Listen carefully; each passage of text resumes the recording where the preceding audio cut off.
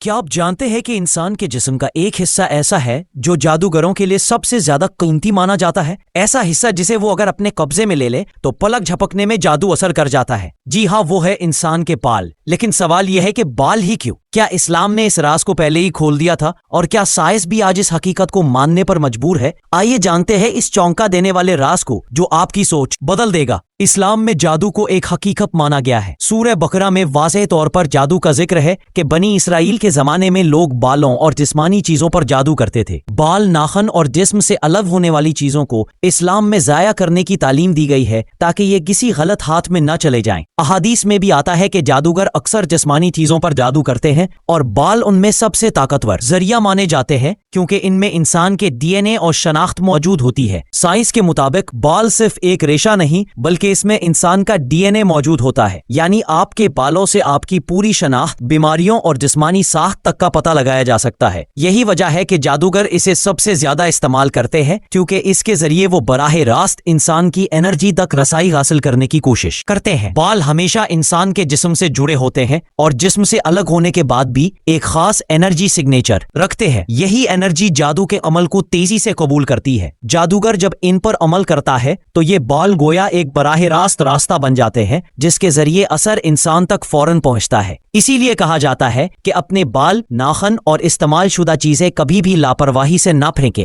اسلام نے ہمیں جادو سے بچنے کے لیے واضح طریقے بتائے ہیں۔ سورہ الفلق اور سورہ ناس کی تلاوت، آیت الکرسی کا ورد اور صبح و شام کے اذکار۔ بال جو بظاہر ایک عام چیز ہے، حقیقت میں انسان کی پہچان، اس کی طاقت اور اس کی کمزوری بھی ہے۔ اسلام نے ہمیں پہلے ہی خبردار کیا اور سائنس آج آ کر وہی بات ثابت کر رہی ہے۔ اب سوال یہ ہے کہ ہم اپنی حفاظت کے لیے ان تعلیمات پر عمل کر رہے ہیں یا اپنی لاپرواہی سے خود ہی اپنے دشمنوں کو موقع دے رہے ہیں؟